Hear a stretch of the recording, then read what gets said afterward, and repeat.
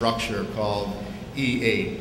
And it's a Lie algebra, and I can't tell you what that really means, but a graphical depiction of it is presented on the next slide.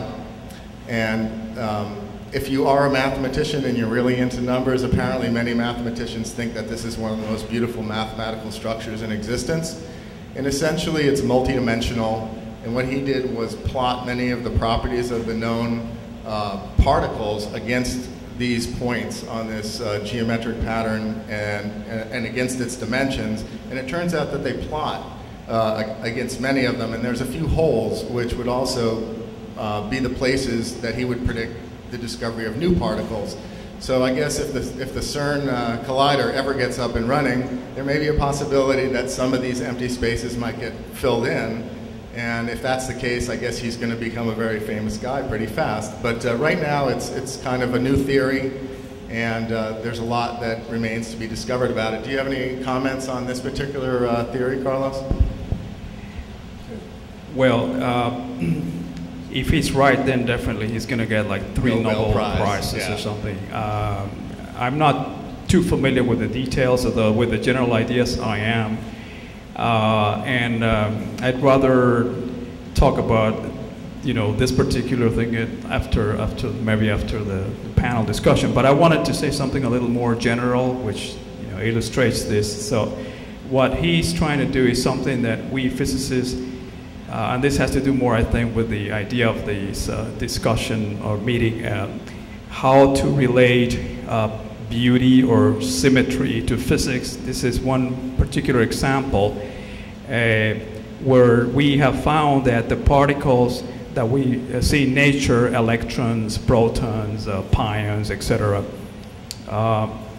which are all different from each other, right? You see, what does an electron have to do with a proton or a neutron or what have you, anything like that, or what do they have to do with each other? Well, it turns out that it often happens that they are related by some mathematical operations, or you can exchange them in some particularly well-defined fashion, and if you do that, nothing changes. The system still looks the same. So that's what we call asymmetry of the system. And we always look for symmetries of that sort, not just because it is beautiful, although some people like to think that that's why you do it. And that has to do with the subject of this discussions in a second. But more than that, whenever you have these symmetries, and that's what he's talking about here, there are some fundamental quantities that are conserved. For instance, I'm sure everybody has heard about conservation of energy, conservation of charge, et cetera, et cetera.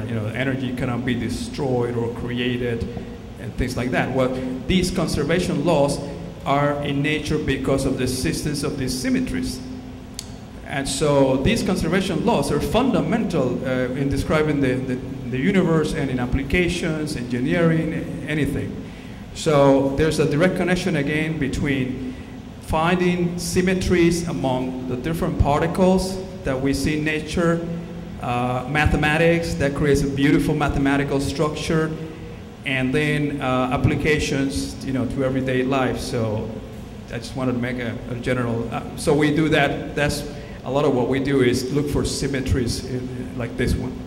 Thanks, Carlos. And I know this one just because I know Garrett. That the thing that I find, and I don't really know anything about whether this has turned out to be right or wrong or whatever, but it does intellectually appeal to me because of its elegance and simplicity.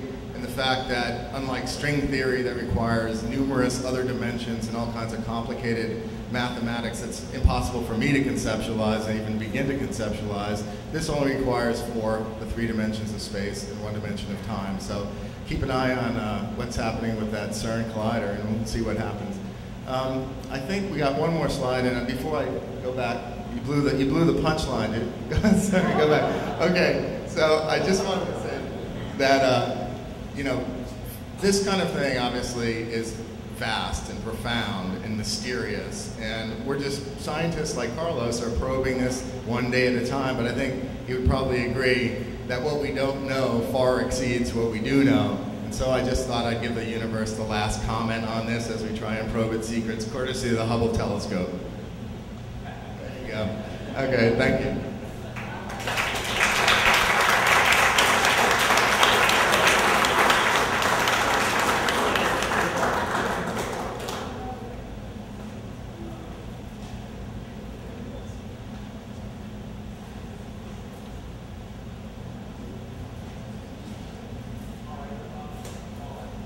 All right, am I on? One more thing. The reason we're all here is for an artist named Paula Hawkins. This was all her idea. She took herself off the panel. So she's get it up, Paula.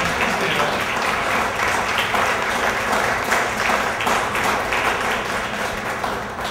And this whole idea was conceived in her studio about quantum physics.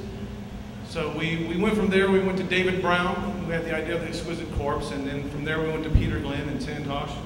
Then we came to Dr. Ordonez, and people were wondering when I was up here. I was a backup plan, because before we got the doctor involved, we were worried that someone was going to ask some technical questions. So I came up here to make everyone else look smarter. So right now we're going to open it up for questions. Does anybody have any questions for the panel?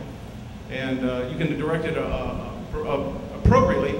Now Santosh, we all belong to a group called MAPS, a Multiple Disciplinary Association for the Study of Psychedelics. His artwork's been on the cover. He's an international artist, famous in his own right. So we all have our area of expertise. Mine is mental illness, so just keep that in mind when you ask the questions.